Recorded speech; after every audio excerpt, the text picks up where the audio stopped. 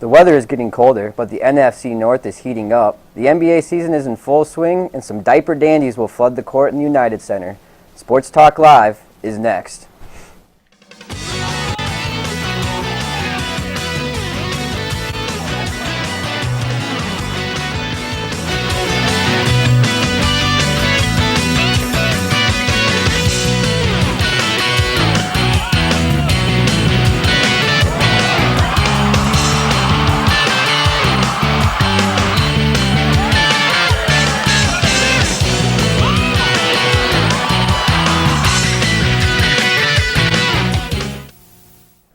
Welcome to Sports Talk Live, CST 190's favorite sports show, am I right? Woo! Yeah! Woo! I'm Seth McNitt. Joining me today is Daryl King and Colin Talbert. Hey, guys. How's it going? So the NFC North is heating up. We had a big game between the Bears and the Lions this week. What happened to those Bears there, Daryl? Oh, we suffered a heartbreaker today. that day. So the Bears played the Lions, and we ended up losing 19-21. See, this game was for like the number one division. Number one place in the division, and we had two quarterbacks, Cutler and Josh McCall played. Both of them did good until Cutler got hurt, and then McCall came in with the last 2 minutes, tried to salvage the game, but it didn't turn out too well. We got stuffed at the goal line on our 2-point conversion. It was a tough one, but we remained in our same place. We're second place still, right in front of the Packers. So, as a Bears fan, would you have rather seen Trestman go to the backup earlier? Cutler he showed signs of being injured earlier in the second half. I would have put him right there. A lot of things that people overlooked was the Lions' run defense in this game. Matt Forte, who's been pretty consistent this year with receiving the ball out of the backfield or rushing the ball, he only had 49 yards total from scrimmage, and that's his first time all season he's been under 75 yards of total scrimmage. So you got to give a lot of credit to that Lions front seven. And like you said, fairly on that 2-point conversion, how fast he got through there, that was pretty impressive. They got a beast of a defensive line, they do. They do. Not only did Calvin crush our dreams of winning, he also took our best cornerback out in Tillman. On that play, he injured his bicep, so he'd be out for the rest of the year. So already taking the depleted defense down worse. So coming out of this game with Lions really having the only kind of secure quarterback situation in the North. You got Rodgers down, beating the Bears, taking the lead. It really seems like their fate is kind of in their hands going for the rest of it. It's their division to lose. All right, so the Packers also took on the Eagles this week. 27-13 loss to the Eagles with Rodgers down, Seneca Wallace going down, and Tolzien in the backup coming in, Badger alum. What do you guys think of that? I guess I can start with that one, being the Packers fan of the group. The thing I took out of this is what in the world has happened to the Packers defense. I didn't really bash Tolzien's performance. I knew he did throw those 2 picks, but I thought he played fairly well for being on the practice squad last week. But this Packer defense the last 2 weeks, especially the secondaries, looked really vulnerable. They had a lot of broken coverages in the game on Sunday, and they had, I think, 6 missed tackles, which is not good. You can't give an NFL team, that second opportunity. But LaShawn McCoy, I think he had about 155 yards of rushing, basically did whatever he wanted against the Packers, maybe their strength this year in their front seven, which did not look too good on Sunday. But that defense is definitely going to have to improve. They're going to, especially with Rodgers being out, that defenses have to carry that team if they want to stay competitive in the rest of the season. Good luck on that. Yeah. I mean, the only problem I see with what you're saying is that I don't see how you think their defense was that great to start with. I mean, they've played some teams where they've been pretty good against, but I think actually their running game has to carry them going into the next few games. Lacey is a beast. That guy's really good, and they need to take advantage of that because Tolzien slung it around pretty well actually for the time he was in there. I think he did a good job. Going into a Giants team that is now kind of hot, they need to win that game if they want to stay in the race, because who knows when Rodgers will get back. Exactly. As a Bear fan, it made me pretty happy to see the Packers lose. See, not only did McCoy do whatever he wanted, but Riley Cooper came in and scored a touchdown, and then he got hurt. He came in and was like, I'll have another touchdown, and he scored another one. It was like the Packers defense just got shredded. So I didn't know losing Rodgers actually translated over to your defense being bad as well. It was a tough one. And that's quite a good point. Just because Aaron Rodgers is out doesn't mean the Packers defense needs to be out right now. So they're really going to have to step up, especially since Rodgers is out, and if they're going to want to stay competitive until he gets back, and Rodgers can start to carry that offense again. Yeah, and the defense apparently. And the defense apparently, yeah. Yeah, you guys should put him in as cornerback. Yeah, so what do you guys think is kind of like the emphasis where the Packers should go next week against the Giants? I would say a lot of run heavy. I think so too, yeah. Yeah, because you guys got Flynn now because he signed a practice squad, but Tozine is going to start. Yeah. However, Lacey is having a really good season, and you guys gotta ride that horse till Rodgers comes back. He has to be your saving grace right now. Yeah, it's weird, coming from where the Packers have been the last few seasons with almost no running game to now that might be their best strength going into this next stretch. Exactly. They're like ranked 4th actually in the league. Yeah, since Lacey's been in there. Yeah. So going back to quarterbacks, Tolzien, he really slung it around. There's a lot of drama in the NFC North right now. Really, like we said before, the Lions are the only team that have any kind of a set situation. You've got Cutler hurt, and who knows what's going on with his groin and his ankle now. The Vikings. I'm a Vikings fan. That's just, oh goodness. It's been a tough year in there. Ponder is hurt. I think, Castle, he's been playing well. And then in the Packers, obviously. What do you guys think? For me personally, as a Bear fan, like, the drama is like really good for us because like although we're like undecided at quarterback right now, having Rodgers out is really big for us because Rodgers is probably the best quarterback in the NFL. But like we need to as a Bear fan, the Bears need to figure out what quarterback we're going to run with and stick with him until like Cutler is completely healthy, or McCall just shows a reason that he can't produce because he's been producing very well, So, and we also got to get Forte in there, like just to make sure our quarterback's like. At quarterback? Yeah. Well, it seemed like he should be the way he played against the Packers, but no, just to make sure the quarterback's comfortable in the pocket, like. Because you don't want to put Josh inside there for him to Rusty and Cutler coming back. You don't want to have him just carrying the whole offense. Make sure Forte has a heavy dose of the play calls for each quarterback can get acclimated to the rhythm of the game and the speed. I totally agree. Trestman, came down from the CFL where they just sling it around. They got that wide field they throw all the time, and I feel like sometimes he almost forgets he has Forte. Exactly. Cutler's obviously the franchise guy for you guys. Whatever his strengths and deficiencies.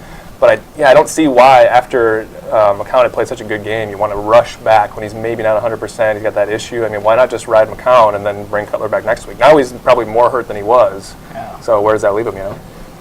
And then I'd say along with the Packers, they did sign Matt Flynn yesterday. But I think McCarthy said Tolzien's our guy this weekend, and a lot of guys are rushing right away to, Matt Flynn had that big game 2 weeks ago, but I think give Scott Tolzien a chance, and I think right now it's his to lose. I totally think so too. Don't rush Matt Flynn into thinking Flynn got dropped by Oakland and by Buffalo. Exactly. It's not like he's coming in like a hot hand. So just give Scott Tolzien a chance and see what he can do this Sunday. I think so. So where do you guys think the NFC North sits right now? Who's going to win the division? Now that it's been topsy-turvy now. If you would have asked me a couple weeks ago, I would have said the Green Bay Packers with the way Aaron Rodgers was leading that offense. They were looking very explosive. The defense was playing well. But since Aaron Rodgers and apparently the defense have been sitting out, right now I have to see the Detroit Lions. The Detroit Lions looked very impressive. You might not have thought so, but I thought they looked pretty impressive in their win against the Bears on Sunday. With the addition of Reggie Bush in this offseason, he's added another dynamic to this offense to go along with Kelvin Johnson. And Matthew Stafford's played pretty well, for the most part of this season.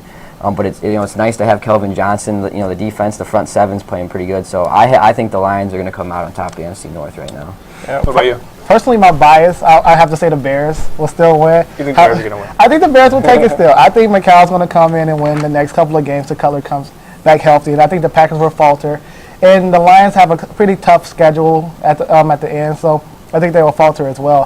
However, it's like a battle of nutrition. Like which team will be healthy? It's going to be the healthiest team in the NFC North will take the division.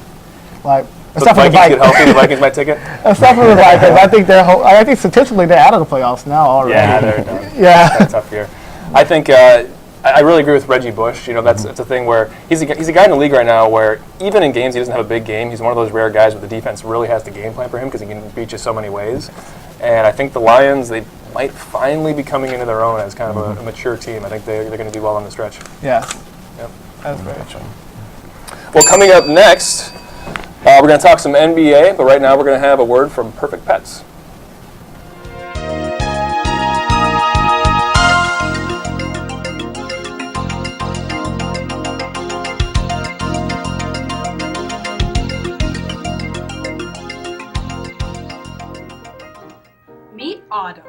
She's a loving 4-month-old kitty that loves attention and long road trips. Here's Chucky. This 4-month-old kitten is one big ball of energy and is waiting for a place to call his own. Need a new neighbor? Meet Rogers. He's a 2-year-old cat that loves attention and is very gentle. And meet Brayden. This cute 14-week-old kitten loves to play, explore, and play. To find out more about adoption for these pets or others, contact the Cooley Region Humane Society at 781-4014. So the NBA season is heating up. We're about, 8-9 games in, depending on which team you are. Who do you guys think is the most impressive team thus far? Personally, I think the Pacers are the most impressive team thus far. They're 8-0. Their defense is remarkable. It's just remarkable. They're beating some pretty good contenders. You know, they beat the Bulls really bad, and they got players like Stevenson, like averaging triple doubles. Like when you got like bench players. Putting up triple doubles. Your team is pretty good. I'll add on to that. I think the Pacers' start has been most impressive so far. Like you said, they're 8-0, first in the Central. They had 4 games in 5 days where they played 3 potential playoff teams in the Pistons, Bulls, Nets, with the exception of the Raptors, and they won all of those. And a lot of thing was with Danny Granger being hurt, how quickly could Paul George step into the superstar role, and he's done pretty good so far, averaging just around 25 points and 8 rebounds a game.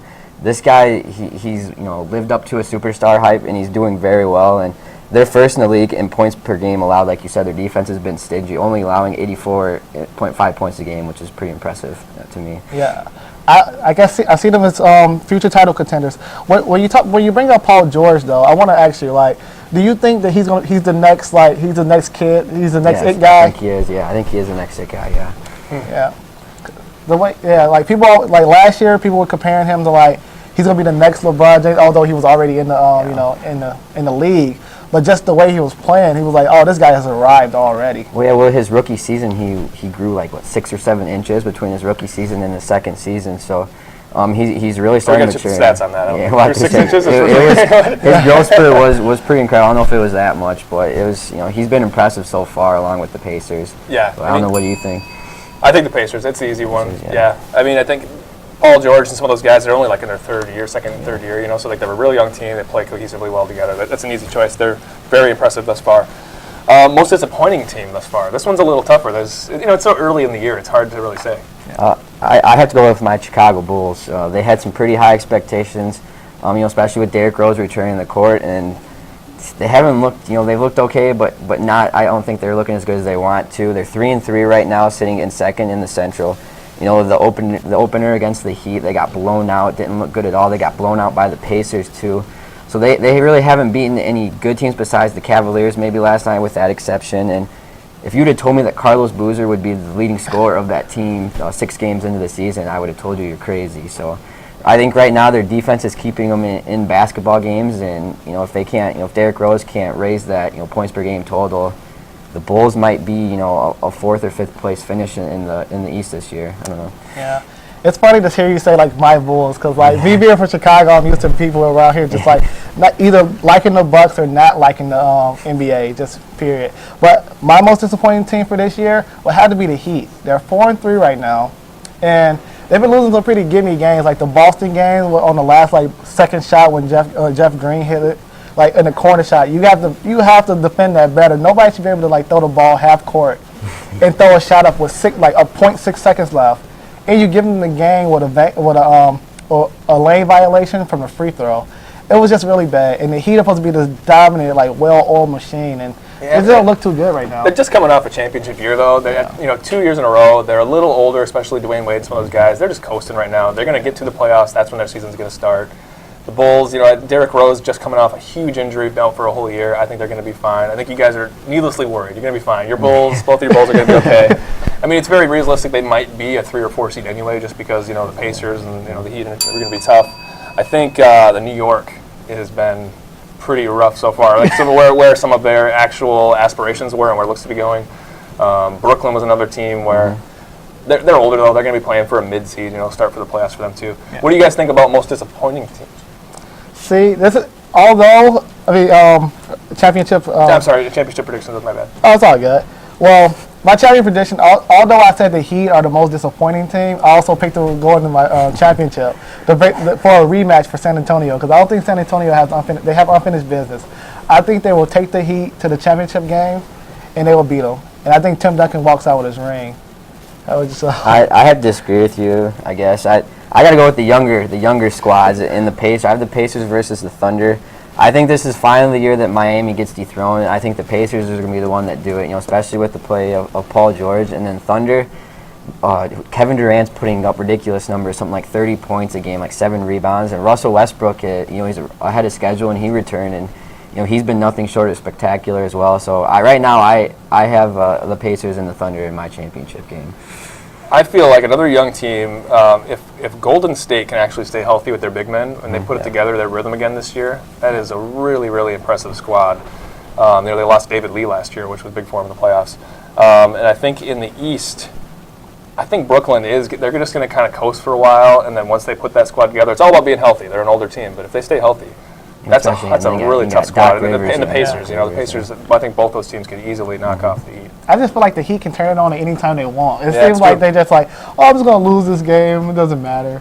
But I just think they can just turn that defense on and it's over. Like, nobody has a better three players on that squad than the Heat, and it's just tough to get over them. It's just tough to get by LeBron by himself. He took the Cavaliers to the finals by himself. And they just brought in Beasley, which is kind of a wild card. He's a little bit of head case, but if he can get it together, he's a great scoring option. And Greg Oden exactly. Too, so. Mr. Glass, but yeah. So the Bucks starts. They're 2-3. They're 24th in offense, 8th in defense. I got to say, I don't think it's looking like their year again. I don't know when it has been their year necessarily, but what do you guys think of the Bucks start so far? I'm not surprised at all with their start. They did hire Larry Drew. The hiring of the head coach might have been their big hire of the offseason. Besides O.J. Mayo. O.J. Mayo, I like O.J. Mayo. O.J. Mayo, he's a good player, but he's not a superstar. He's not that superstar that they need. And I think we were talking before. They have a team full of role players. They have O.J. Mayo, Brandon Knight, and Caron Butler. But they don't have that superstar that's going to, finish games with them, that go-to guy. And, right now I can see them, maybe finishing a couple games, maybe 7 or 8 games above 500. But they're going to run into, the Heat, Nets, or the Bulls, I think, in the first round and get taken out again. But yeah, pretty much agree. They're going to be. I think they might even be more right around 500. They'll probably just sneak into the playoffs, But they're not. Like you said, O.J. Mayo's. I think he's a great player, but he's a number 2 or 3 guy. He can't be your number 1 go-to. They just don't have that guy. And that guy's never going to sign there. It's just unfortunate in Milwaukee. They have to draft a guy, to try to get a superstar, and then he's probably going to leave anyway. Yeah. And what you said, they have a superstar in the making with Larry Sanders, and he just broke his thumb. He's out for 6 weeks, and arguably probably the best defensive player last year. He should have probably won the defensive championship over Tyson Chandler. But the Bucks are just the Bucks. I don't know how to explain it. Like they're a team that you want to love, but they just disappoint you all the time. And I thought Brandon Knight was actually laughed out of the league after he got dunked on by DeAndre Jordan, and then he got crossed over by Kyrie Irving in the All-Star game. I don't think they have a chance this year. They might make the playoffs every year, but I don't see them making it past the first round. No, it's unfortunately true. They're in a tough spot. So tonight they're playing the Heat. What do you guys think of that game? For me, this early in the season, again, I think it's so early. What teams' records are. What I'm looking for right now is just guys coming out and showing what they can do. If Greg Oden can say that he actually is a guy who can give you meaningful minutes. If Beasley's a guy who can be a go-to scorer. And on the Bucks, who's going to kind of elevate their game for him? Yeah. See, what I was thinking is earlier, because I was talking to some guys in the back, and the Bucks have a habit of going down by 30. And the Bucks are also the Heat's kryptonite for the past couple of years since the Heat was getting together. So I'm thinking the Bucks go down 30-0 in the beginning in the first quarter, and they come back and beat the Heat. I think that's how it goes. That's what you said. They might be the Heat's kryptonite, but that was bad. That was with Brandon Jennings and Monte Ellis too, who was basically all their scoring last year. What was Brandon Jennings' prediction last year? We're going to win in 6. Did they lose in 5? Well, they got swept, didn't they? Oh, they got swept, yeah. So I don't see anything different happening than the Heat winning. I think the Heat are going to win by 10 to 15 points tonight. And I think O.J. Mayo goes off tonight. You think O.J.? Yeah, he just become the superstar the Bucks need him to be tonight. He goes off and drops about 40. He dunks on LeBron, laughs him out of the stadium, and the Bucks win by default. I actually totally agree. I think once the Bucks hit that point where they're obviously not going to be like a real strong team, OJ Mayo is just going to start firing up, and he'll be averaging 25 by the end of the year, I think. The sad thing, they might end up losing him too. If he does do good this year, some other team will pick him up. Yeah. Like it's sad because Larry Sanders is probably going to be leaving too. Although like I said earlier, he's probably the best big man in the league, and the best big man in the league. I think he's the best big man in the league. I think Dwight Howard and all the other guys are overrated. I think Larry Sanders, he has better stats than Tyson Chandler and Dwight Howard last year with blocks, and I just think they're going to lose him. They're going to lose a big commodity they have. I just don't know. You know, I mean, Dwight Howard, as much as he's a pain, as much as he can't shoot free throws, he's still a pretty tough package. He's good.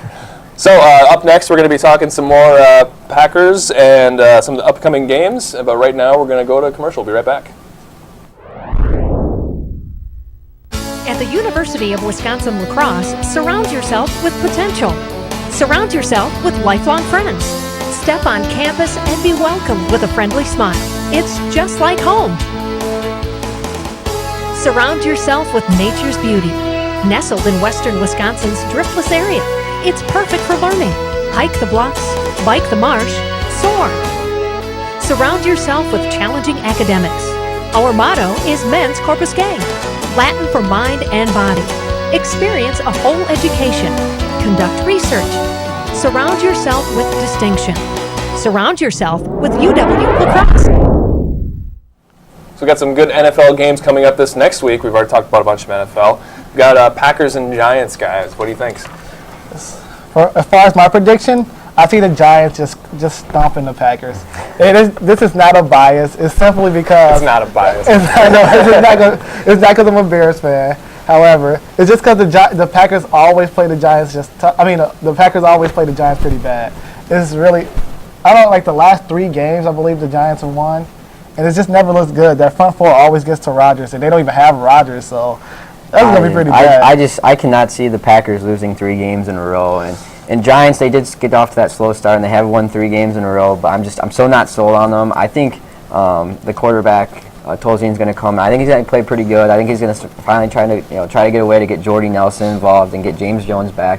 I think Eddie Lacy's going to have a good game. I think this is a good game for the Packers secondary to boost the confidence and get them going. And I think the Packers are going to win. It's going to be a close game, I think, because like you said, the Giants and Packers always play close games, but I think the Packers, I can't see them losing 3 games in a row. I think they come out with this one. Maybe a Mason Crosby field goal. Who knows? Knock on wood. The weird thing with the Giants right now is they're 3-6, right? Yeah. So like you're out of it, right? You're done. Not in that division though. So they're actually looking at the situation right now like they could have a chance. And once it gets to the Super Bowl, they're pretty good. Exactly. Like, this is a surging team in a really bad division where like the best team has like maybe 500 record of the best. Yeah. I mean, they actually are in a position where they could make the playoffs. So I think they're going to come out firing. And Packers are going to have a tough go without Rodgers going into New York. Question for our Packer expert here. I'm wondering, do you think if Tolzien starts to play bad, do they put Flynn in? Do they throw Flynn right into the fire? No. I don't think so. I think they'll stay with Tolzien. I mean, he really hasn't had a chance. He hasn't had any work besides the last week's game, to work with the ones. Now he's got a whole week of practice with the ones, with the wide receivers, Jordy Nelson, James Jones, Jarrett Boykin. So I think Tolzien's going to play well. I think McCarthy thinks he's going to play well. McCarthy has the confidence in him, and I'm confident in him as well. I'm just the thing I'm worried about is their defense. I'm not too worried about Tolzien. A little note about Tolzien, by the way, that guy has made himself a lot of money because he was a practice squad guy, and he's not going to, even if it's just a career backup, he's going to make millions just because he's slung it around pretty good. We've also got the Bears and Ravens next week. Another tough one for your squad. We don't know who's playing quarterback. What do we think's happening there? See, talking to some guys in the back. Here, once again, this is not a bias, but I think the Bears take it by a ton. It's like the Ravens last week barely got past Cincinnati, who we beat, and they lost. They gave up like crazy plays. Like at the end of the game, they could have sealed Cincinnati's fate, but they knocked the ball up in the air to get like an AJ Green free touchdown. And although we lost our cornerback, I think the Ravens don't really have too many wide receivers that's like threat. Torrey Smith is pretty good, and Jacoby Jones, if he plays and doesn't get hit on the head with a bottle again before the game. But I think the Bears just have the better options on offense and both defense too. And how the Ravens, their identity in the past has been their running game, and Ray Rice has had a very disappointing year this year. So I think honestly that's the weakness of the Bears is their defensive front seven. So I think the matchup for the Bears looks pretty good in this one against the Ravens. I think Jay Cutler is going to be back. I think he'll play well. I think Matt Forte will have a big game. Brandon Marshall will have a big game. I think the Bears are going to win too. Yeah, sounds good. I would agree. So, college basketball is starting tonight, really. This is the big coming out party, right? And we've got our college basketball expert, Colin Talbert. Tell us all about it. Well, I am no expert, but I will try my best. But the State Farm Championship Classic is tonight at the United Center in Chicago, and it features 4 of the 5 top teams in the country, including the number 1 and number 2 teams. There's a lot of young superstars in this game. Like I said, there's 14 recruits from the 2013 class that were in the ESPN Top 50. So that's a lot of players there in just 2 games. And this includes the top 3 prospects in Andrew Wiggins, Jabari Parker, and Julius Randle. The first game, I don't know what you guys think, Kentucky-Michigan State, which is the number 1, number 2 team. It's going to be a really good game. Kentucky's got all those young players. But Michigan State, Tom Izzo has said that this might be the best backcourt he has in Keith Appling and Gary Harris Jr., and they're very experienced. They got a lot of guys back, so I think Michigan State's going to win this one in a very good game. And then the second game, you have Duke and Kansas, who is traditionally powerhouses. Duke last week just went off on a pretty good Davidson team. They scored over 100 points. They had 4 guys that scored over 20 points in that game, which is pretty impressive. And Jabari Parker lived up to his hype. He had the big game, 20 points. So this is going to be a big event tonight. It's going to be very fun to watch and a lot of good basketball, a lot of good NBA talent. So I'm pretty excited myself for tonight. Nice. I agree. Thanks for the enlightenment. Well, now we're going to go into some rants. This is just some of our opinions we have, things we want to talk about. This guy right here is obviously going to talk about the Bears, of course. I'm going to talk about defense going into the latter half of the NFL season. In the age of offense, everybody's scoring 40 points a game. That's the new norm. Defense still wins championships. It really does. You've got some teams this year, like the Kansas City Chiefs, who are the great D. I think look at Carolina going down the stretch with a great D. Yeah. My rant's going to be obviously about the Bears, and it's about the quarterback controversy.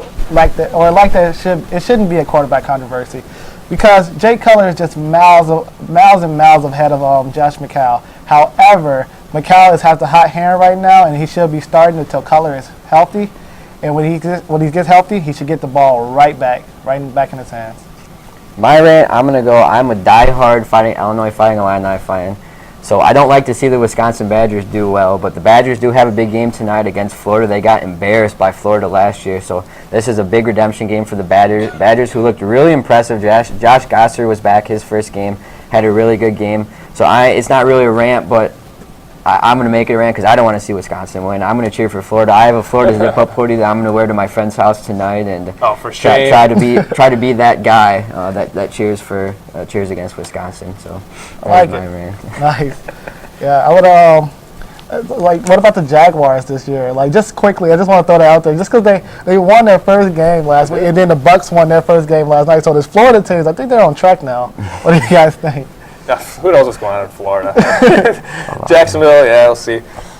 I think the NFL season, we've talked about a lot today. It's a really, really interesting kind of breakdown with teams. There's always new teams that kind of buoy up at the end, and we're looking for a good end down the stretch. Well, that's it today for Sports Talk Live. Thanks so much for joining us, and tune in Thursday for Week in Review.